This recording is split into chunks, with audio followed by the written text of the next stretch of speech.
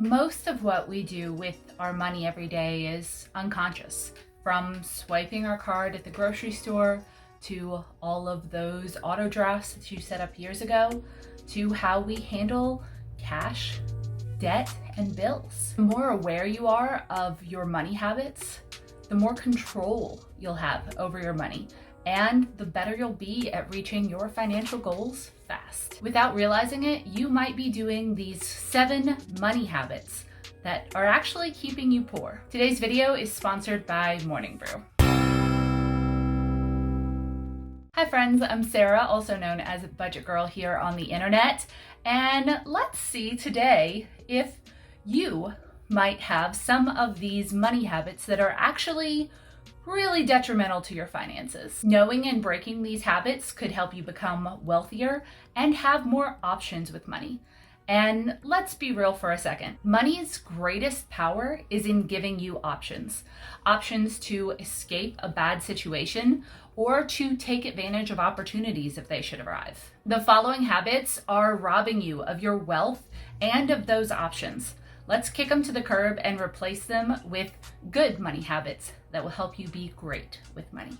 By the way, don't forget to like this video, subscribe, and also check out budgetgirl.com for more free resources on how to get great with money. Money habit that's keeping you poor, number 1, not knowing your financial situation. If you have disorganized finances, say you generally know what bills you have each month, but you don't know where all of your debts are, how much you owe, there's probably an old employer retirement account floating out there somewhere that you don't even remember you have access to. You don't know your credit score or your net worth. This lack of knowledge about your personal financial situation is contributing to keeping you poor. There's a good news and a bad news to this if you're in this situation.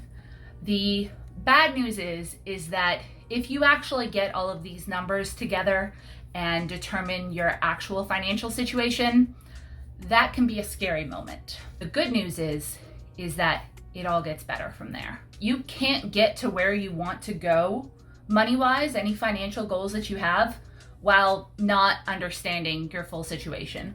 Because if you try that, something from your past is going to come up and just destroy all of any progress that you've made. You need to have a good old-fashioned come to Jesus money meeting with yourself. It'll probably take an hour or 2, but I guarantee you it will change your life. Pull your credit report, figure out where all your debts are, put in those forgotten password requests to all those old accounts, and actually list out where all of your money is, where you owe money to, and get a good bird's eye view of that situation.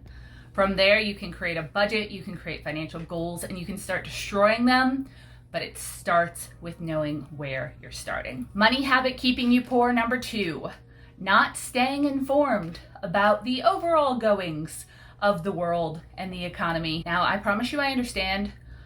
Actually trying to look up the state of the world over the past year or so is depressing as all get out, but not having a even cursory understanding of the economy, of the big things going on in the financial world right now, it's not doing you any favors, and it's probably actually making it seem a lot worse than it is because you're just probably seeing and hearing headlines and you don't have a general understanding of what's going on in the world and how it's affecting you. This is where today's sponsor comes in. Morning Brew is a completely free daily newsletter that runs Monday through Saturday and keeps you informed about the general goings-on of the world in less than 5 minutes a day. The newsletters are witty, engaging, super smart, and they explain things really well. And it's relevant information that helps me understand what's going on in the world. For instance, in today's issue, they did a really great and easily understandable overview of why inflation has been in the news lately and what factors are contributing to the panic around it. They then quoted economic experts about why the common person really shouldn't panic about some of the things that are going on and reference facts as to why. They even used an analogy to help explain it involving a frozen burrito and a microwave. It A, made a lot of sense, and B, made me hungry. but I won't hold that against him. And then in the next paragraph, they explained the entire housing market situation right now. This fast and completely free newsletter takes less than 15 seconds to sign up and less than 5 minutes a day to read. You will be smarter, better informed, and a better steward of your money by signing up. There is no reason to not subscribe to Morning Brew using the link below. I personally really enjoy having it in my inbox. Money habit that is keeping you poor, number 3. Being okay with debt, paying interest, and financing things because you can afford the monthly payment. Being in debt is so normalized in our culture today, and it will absolutely keep you poor. In fact, all of your bills will. Imagine for a second your budget without any debt payments. How much money would you have left in the month if the only things you had to pay for were housing, food, clothing, transportation, and a little entertainment? No car payments, no old student loan payments, no credit card payments. And so much of those payments aren't even paying off the thing that you bought. It's going straight to interest. The fewer bills that you have, the more of your income you have available to use. Personally, I went really hard for 3 years to pay off my debt so that I could live debt-free. And I highly, highly recommend doing whatever you can to get out of debt, because that interest will kill you instead of working for you like the way wealthy people do things. Poor people generally take on debt to buy stuff.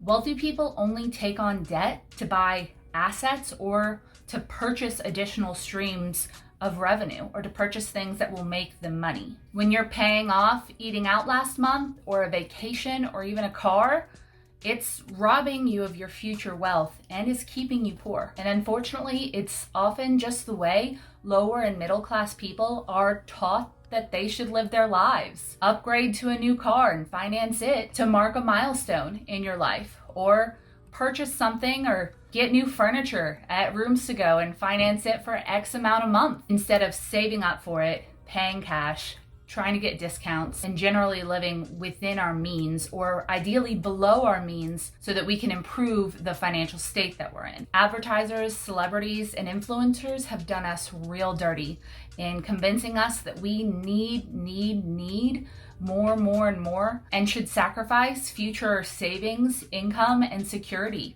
in order to get it now. Number 4, only having one stream of income. I really hate to say it, but the world that we live in, one stream of income really isn't enough to rely on anymore, especially for a family. It can be financially devastating if a person only has one stream of income, like a normal day job, and that stream suddenly goes away. And it could happen at no fault whatsoever to the person who's working. Now, I'm not saying that everyone should pick up a pizza delivery job at night, but actively working to create more streams of income, whether it's working towards purchasing investments that will pay dividends, purchasing property that will create maybe rental income, or creating things that will create passive income for you, are all ways of securing your future by creating more streams of income that can support you should your mainstream suddenly go away. The average millionaire, which is actually not as much money as most people would think, there are a lot of millionaires in the world, has 7 streams of income. And specifically with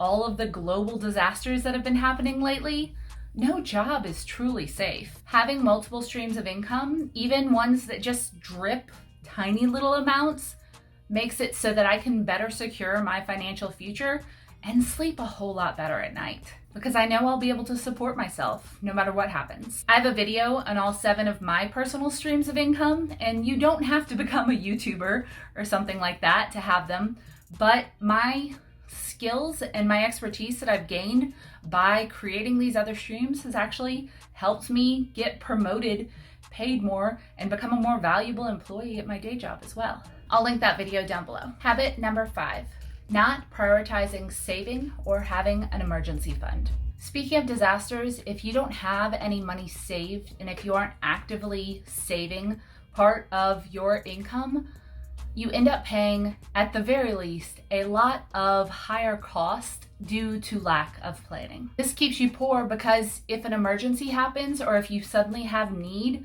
for money that you don't actively have, it's going to cost you a lot more in order to deal with whatever that situation is. Whether you have to put the emergency on a credit card, lose out on some potential work or opportunities because of the situation, or pay extra fees and costs just because you didn't have a little bit extra sitting there waiting for something bad to happen. None of us can anticipate everything, but 100% of the time, something will eventually happen that is not your favorite. It's incredibly expensive to be poor. I remember when I was in high school, I was working at the mall and I was swiping my card. I wasn't paying attention to how much money I had. I probably had 3 or 4 transactions that were, under $10. I think 1 or 2 were probably under $5. And when I went to deposit my piddly little mall paycheck, I had over $300 in overdraft fees. More than the amount in the check that I was about to deposit. Because I didn't have any sort of cushion, I didn't have any sort of savings. And I was able to negotiate a little and get a couple of those overdraft fees waived. But that lack of planning cost me my entire 2-week paycheck and then some. And that was a moment. Being poor costs so much more than being good with money. And 2 people with the exact same resources and paycheck can be in those situations based off of their habits and actions with money. If an emergency happens to both of those people, one could have repercussions from that situation for months or even years and be having to work towards paying off that situation, while the other is just mildly annoyed because they had emergency savings. Number 6, spending beyond your means or trying to keep up with the Joneses. This is more of an insidious money habit. It's so easy to spend a little more when you're out with your friends and want to have the same nice things that your coworkers do. Even on social media, everything is meant for us to spend, spend, spend. The average American has very little in savings and around $38,000 in debt, not including the mortgage. And a lot of what you see in the world and online isn't really real. Often those people that you might be spending to keep up with can't really afford that stuff either. There's a difference between looking rich and being rich, which is something I very quickly found out when I was trying to get a hold of my money. So every time I said no to a social situation with friends and said, I'm trying to save my money, often the response would be, oh, I need to do that too, but maybe next month. Spending beyond our means is a mountain of very small bad decisions because it doesn't happen all at once. But did you know you can waste $10,000 a year by just spending $27 a day in unnecessary miscellaneous spending? For me, that's easily accomplished in one trip to Target or a couple extra things at the grocery store or one more add to cart on Amazon. But no one else is going to watch out for our money on our behalf. You have to do it yourself. Number 7, not investing or preparing for your future. You might think that you'll start investing or start saving for retirement one day in the future when you're making more money. Or maybe investing is just really intimidating and you're not sure where to start, so you're putting it off for a future day, for a future version of you that can handle it. But those end up being never-ending procrastination tactics. So here's a terrifying chart depending on your age. So someone who starts investing at age 25 can invest just $300 a month for 7 years. So from age 25 to age 31, contributing $3,600 per year. And even if they never invest another penny, they'll have $130,000 in that account at age 48. The total amount that they put in is only $25,000. Now, if that same person waited until they were 32 to start investing, it would take them 17 years of contributing that $300 a month to even get close to that same amount, and they'll have put in over $60,000 of their own dollars. Compound interest and time are the biggest factors in investing. And if that isn't motivating to start, I do not know what is. I don't care if you get started with a robo-advisor that will walk you through and charge you a little more, or you can just open a brokerage account at Vanguard or Fidelity or Charles Schwab and buy just one low-cost index fund and put that money in there every single month until you are motivated to start learning more, the time that you are wasting is costing you a lot more than you think. This video came out a little more terrifying than I anticipated it being. I sincerely hope that if you are currently participating in any of these bad money habits, that this can actually be encouraging and inspirational to you to start addressing those. Because if you only do those few things that I mentioned in this video, you will become wealthy, just mathematically. You will be so much better off than where you started. I started, as I mentioned in some of the places in this video, with some really bad money habits, and I now have much better ones. And it has been insane how fast I was able to pay off debt, how fast I have been able to grow my net worth after not having debt anymore. Look at this chart. And it's all thanks to positive money habits. Thank you so much to Morning Brew for sponsoring this video. Make sure you check them out at the link down below. It's a way to accomplish one of the positive money habits on this list in about 15 seconds. By the way, if you would like to learn more about mastering your money from someone who is genuinely looking to support you and root for you as you build wealth, go ahead and subscribe. Like this video, check out budgetgirl.com. It's full of great free resources. And if you're really into positive money habits and wealth building and you want to, represent that, check out my new line of Budget Girl money merch. I thought this particular shirt was appropriate for this video. I call it the anti-pyramid scheme, and that is because unlike a pyramid scheme or a Ponzi scam, these are the steps that most people actually take to build wealth. Budgets, frugality, investing, income streams, wealth builder, entrepreneurship, financial independence. This is how you get there. No tissue paper leggings or downlines required. If you want something to remind you, you can get this design on a bunch of stuff down below. Happy wealth building. I will see you guys in the next one. Bye.